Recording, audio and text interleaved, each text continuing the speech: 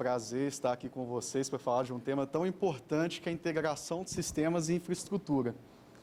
A Sabrina ela falou muito bem sobre essa parte de dados, da importância, o que a gente consegue adquirir em cima de conhecimento, em cima de ideias geradas a partir dos dados. Só que existe uma camada anterior necessária, que é onde eu vou armazenar essas informações e como eu posso instalar ou colocar ou aplicar esses sistemas que eu vou armazenar esses dados dentro da nossa operação, que é justamente essa parte de infraestrutura. Meu nome é Felipe, eu sou... Tá melhor agora? Vão me dando feedback aí, gente. Eu sou cara do Power BI, brincadeira, sou cientista de dados, eu tenho sido head dessa iniciativa de inovação na WST. Eu vou apresentar essa temática junto com o Luiz, que é o nosso gerente de tecnologia. Espero que seja bem interessante para vocês. Pode passar. Então, antes de começar inicialmente, fazendo um breve overview, eu queria trazer para vocês primeiro de onde nós partimos para onde nós vamos, em sentido de tecnologia. Então, quando a gente pega no século XVII, a partir até os meados do século XVIII, a gente tem a primeira revolução, que é a Revolução Industrial, trazendo ali o vapor para trazer inovação, para trazer uma melhoria dos nossos processos industriais. Num segundo momento, a partir do século XIX, do XVIII para o XIX, a gente já traz uma ideia diferente sobre o que é a industrialização com a indústria de montagem. A gente tem ali o Fordismo como conceito sendo aplicado nas demais indústrias. E avançando um pouco ao longo do tempo, a gente tem ali já no século XX a criação da internet, a utilização da internet dentro das nossas aplicações, dentro das nossas operações. Deixa eu só testar isso aqui, gente. Como é que é? Perfeito. Então, a partir daqui, a gente tem automação, a gente tem robótica, tudo orientado a trazer mais efetividade no uso de tarefas rotineiras e de rotinas do dia a dia. Então, entramos na indústria 4.0, que é o que nós estamos vivendo hoje. Mas, entre aspas, porque grande parte das indústrias ainda não alcançaram essa maturidade de indústria, que a gente tem... modelos de IoT, de internet das coisas, fazendo implementações e aquisição de dados, enriquecimento de dados de forma automática, a tecnologia cibernética trazendo novos conceitos de como fazer, como executar essas operações. E num ponto principal, pode passar, que é o ponto mais importante, eu queria trazer uma provocação para vocês, que esse conceito aqui de indústria 5.0, ele já tem sido falado por empresas e por corporações mais maduras em toda essa escadinha aqui, sobre como utilizar a operação cibernética, como utilizar os dados, utilizar de forma inteligente os dados que são coletados através de inteligências artificiais, redes neurais e IoT para melhorar e trazer mais efetividade para as suas operações. Então, nesse ponto aqui, a gente vai ter seres humanos em estágios mais avançados, junto com máquinas, juntos com, literalmente isso, robotização, dividindo o mesmo espaço, talvez até no mesmo escritório, trazendo um avanço ainda muito maior e trazendo processamentos de informações muito mais rápidos do que um ser humano conseguiria trazer. A Sabrina, na apresentação anterior, ela falou muito bem que grande parte dos dados sobre o estudo da IBM, que praticamente 80% de todos os dados são gerados nos 2 anos anteriores. Então, se eu pudesse trazer um paralelo, um comparativo para vocês, hoje, em volume de dados, nós geramos cerca de 4 torres Eiffel, se a gente fosse pegar CDs de Blu-rays, e fosse empilhar elas, e a Torre Eiffel tem cerca de, se eu não me engano, 300 metros, 302 metros de altura. Se a gente fosse colocar cada disco do que a gente tem de mais avançado do microfone de novo está descendo, né? Vai me dando toque. De empilhamento de dados. Então, isso é algo que talvez há 5, 10 anos fosse totalmente inimaginável de se trabalhar com esse tamanho de volume de dados. E como que a gente vai conseguir trazer proveito, como que a gente vai conseguir trazer vantagem competitiva para a nossa indústria, para a nossa corporação, a partir desses dados? Nesse ponto, a gente entra em 3 paralelos, pode passar, que são necessários para a gente conseguir trazer benefício para a nossa operação através desses 3 pontos. Primeiro, a gente precisa de um software para gerenciar esses dados. E quando eu falo esses dados, como dentro da nossa temática, dados ambientais, de recursos hídricos e geotécnicos de forma integrada, porque não adianta também eu ter esses dados totalmente apartados, totalmente descorrelacionados, porque isso não vai me gerar conhecimento, não vai me gerar estratégia para o meu negócio. Sistemas de telemetria, então eu preciso ter APIs, eu preciso utilizar IoT para captar esses dados de forma cada vez mais eficiente, de tanto que muitos de vocês já estão trabalhando nessa indústria há mais tempo, vocês conseguem perceber claramente que a forma que vocês executam o trabalho de vocês hoje é totalmente diferente da forma que vocês executavam há 10 anos atrás.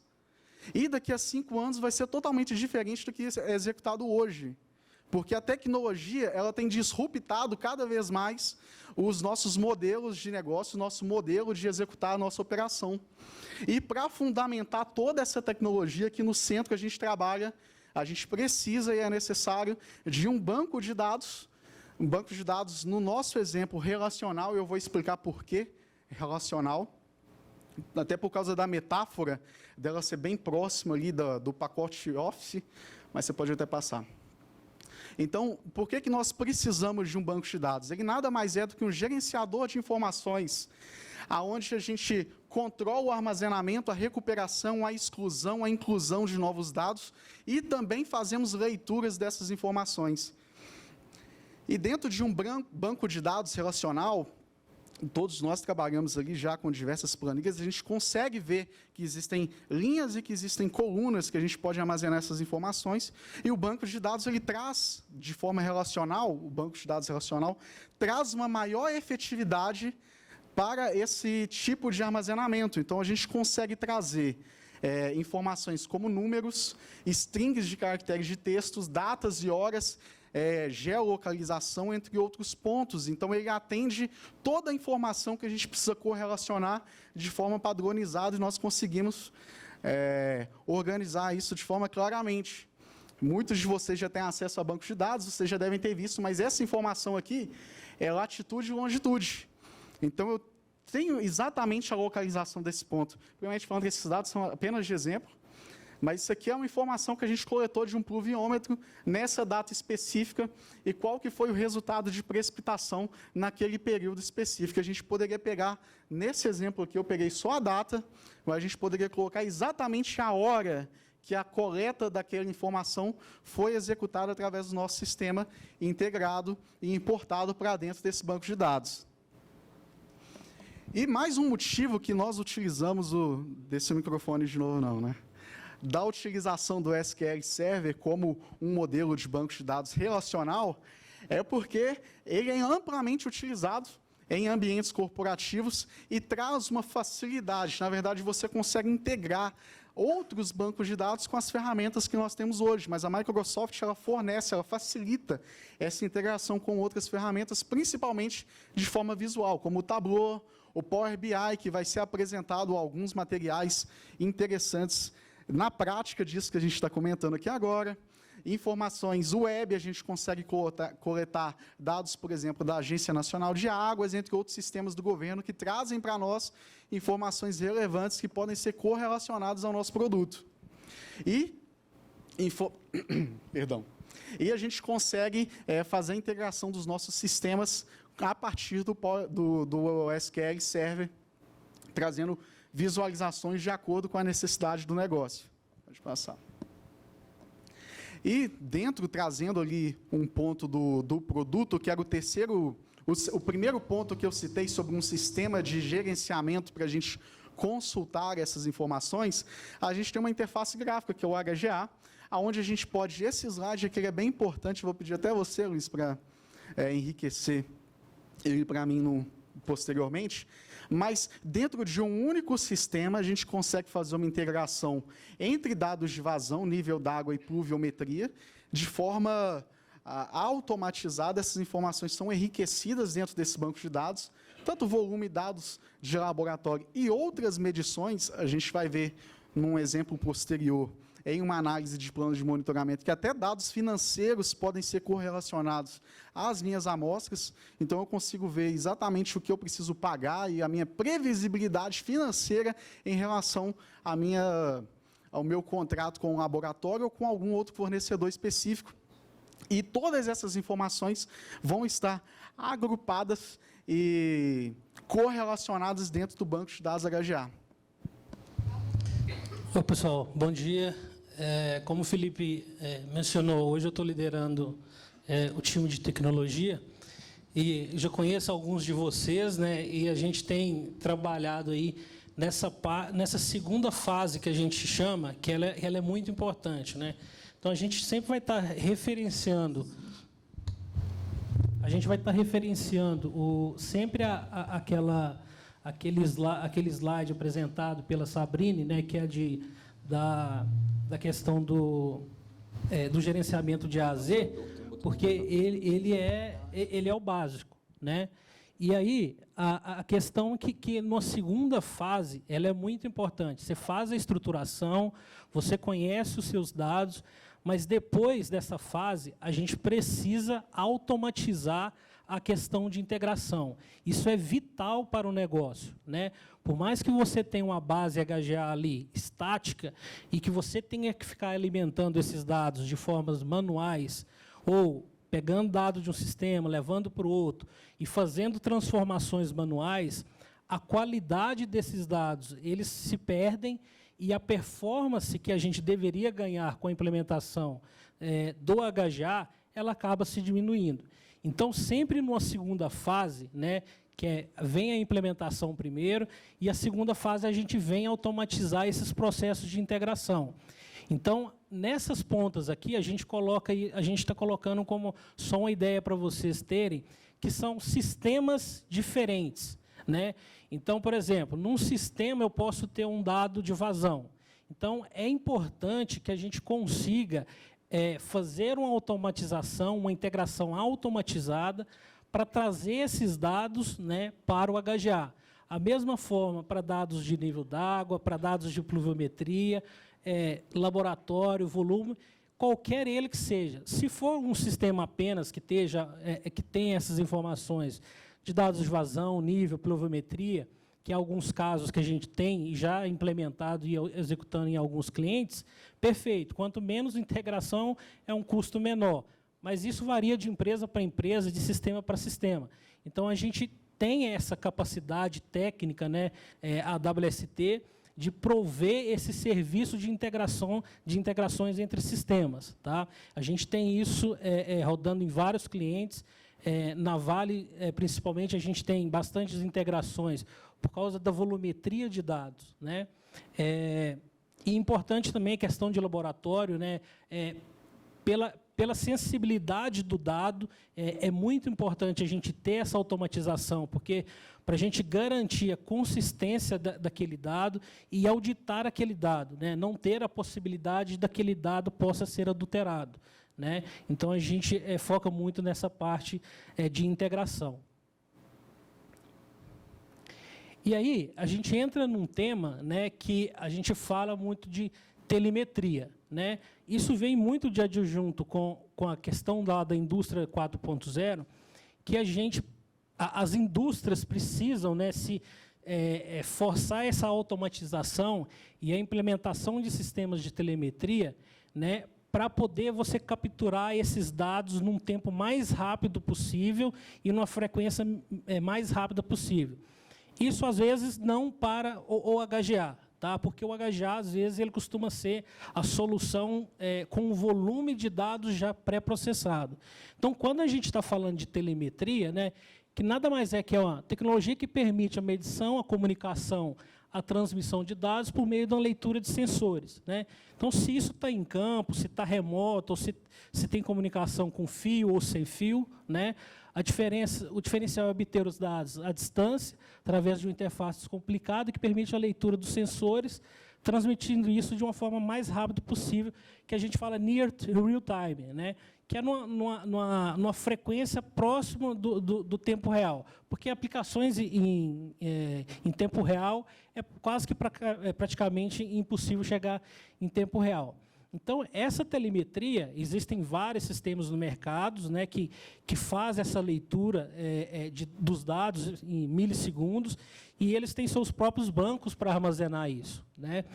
E aí, vamos colocar alguns exemplos aí que utilizam sistemas de telemetria. Né? Monitorar a temperatura, que é algo que você precisa monitorar em tempo real. Se a temperatura subir ali 1, 2 graus Celsius, eu preciso tomar uma atitude. Questão de umidade, nível, volume, vazão, estação meteorológica. Então, geralmente, os sistemas de telemetria, eles estão ligados propriamente quase que ao equipamento. Né? Vamos falar de algum sistema PINS, algum sistema SHMS, ou próprios sistemas de automação. Tá? E aí, esses sistemas de telemetria, o que é importante? Né? O que a gente chama de APIs. Né? Esses sistemas, na escolha desses sistemas, e até para a evolução da indústria 4.0, eles vêm implementando a questão de APIs. Né? O que é APIs? Nada mais é do que, no termo inglês aqui, né, fazendo a tradução, é interface de programação de aplicativo, que é disponibilizar, na verdade, um protocolo e um formato de mensagem que qualquer sistema que queira se comunicar não precise desenvolver algo do zero. Né? Então, ele tem aquele padrão e qualquer sistema que quiser pegar esse dado, simplesmente chama da mesma forma. Então, se eu tenho um sistema X que precisa pegar esse dado, vai fazer dessa mesma forma, o sistema Y também da mesma forma. Então, acaba que o sistema permite que várias outras aplicações consumam esses dados numa frequência que for desejada e da forma mais fácil possível. Né? Então, aqui a gente colocou um exemplo que a gente tem na Vale, que, principalmente para dados de vazão e de pluviometria, que é onde o PINS, né, junto com a automação, está coletando aqueles dados ali, praticamente ali de segundo em segundo, ou de 30 em 30 segundos, e aí, através de uma integração entre o HGA, né, que faz a utilização da API do PINS, né, a gente consome esses dados de forma horária. Porque eu não preciso armazenar isso no HGA de 30 em 30 segundos. Né? Se eu precisasse, tudo bem. Mas, para mim fazer uma análise no HGA, eu preciso da vazão horária. Então, qual é a necessidade de eu trazer esses dados de segundo a segundo? Isso vai gerar uma volumetria de dados muito grande para a minha base e não vai fazer sentido eu fazer essa análise posterior. Então, eu consigo trazer esses dados e persistir ali numa granularidade maior no HGA. Né? Que aí, depois que está armazenado no HGA, a gente faz essa consolidação desses dados e aí a gente consegue fazer essas análises detalhadas, que aí, principalmente através do Power BI, que hoje é a ferramenta, né, mais utilizada comumente nas empresas corporativas, por questão de custo-benefício, questão de estar todo ligado à questão da Microsoft. Né? Como a questão lá do SQL Server, o Power BI também é da Microsoft, então a integração entre o sistema do Power BI com o banco de dados é algo simplesmente muito fácil de se fazer. Né? Então, é por isso que a gente recomenda o banco de dados SQL e também o Power BI, por ser do mesmo fornecedor. E aqui a gente volta, né, de novo naquela parte, sempre focando em integração. Né? Isso é muito importante. Você ter a implementação do banco de dados é uma fase extremamente importante, que é onde você padroniza, você define nomenclaturas, você estrutura, você faz todo aquele processo. Mas depois, numa segunda fase, a gente já tem que visar a melhoria disso, e essa melhoria ela é muito significativa e grande quando há esse processo de integração entre sistemas. Tá? Então, aí, a facilidade na visualização dos dados, né, a possibilidade de automatização de relatórios, informações seguras e integradas. Né? Existem também as integrações semi-automatizadas, que são um exporte de algum sistema e importe dentro do HGA, mas sempre a recomendação é a mais automatizada possível para que a gente não possa ocorrer de ter alguma manipulação naquele dado e também a gente diminuir a maior quantidade de HH de pessoa tendo que tratar ou trabalhar esse dado. Tá? Aí aqui é um exemplo dos slides que vai vir depois, né, onde a gente pode ver aqui, vai ser apresentado aqui a gestão automatizada dos planos de monitoramento, né, a gestão automatizada de QQC e a gestão automatizada do balanço hídrico, que justamente é uma integração automatizada com o HGA. Então, assim, imagine, até forçando essa parte aqui. Então, por exemplo, eu tenho um sistema, né, lá no chão de fábrica, por exemplo, que é o PINS, que é o gerador do dado, depois ele passa para o HGA, que vai ser o dado validado, e automaticamente isso se reflete para o balanço hídrico. Tá? E é uma integração automatizada com o HGA e com demais sistemas que venha a ser a base utilizada para esse gerenciamento. E aqui, uma frase que a gente deixa de efeito, né, que é muito importante, nós principalmente da área de tecnologia, que a tecnologia não deve ser uma barreira para o seu negócio evoluir, e sim uma ponte entre a sua operação e o futuro. Então, é muito importante essa parte, que a TI ela tem que estar apoiando o negócio, né, para poder fazer isso acontecer, né, para ter o seu melhor gerenciamento de dados e a tomada de decisão ser o mais rápido possível. Tá? Então, nós, como WST, nós temos o time de gerenciamento de dados, nós temos o time de tecnologia, para poder apoiar vocês em toda essa camada, em todos esses termos, né, relacionados junto com vocês, junto com a área de TI, para que se possa ter o maior benefício da implementação de um gerenciamento de dados.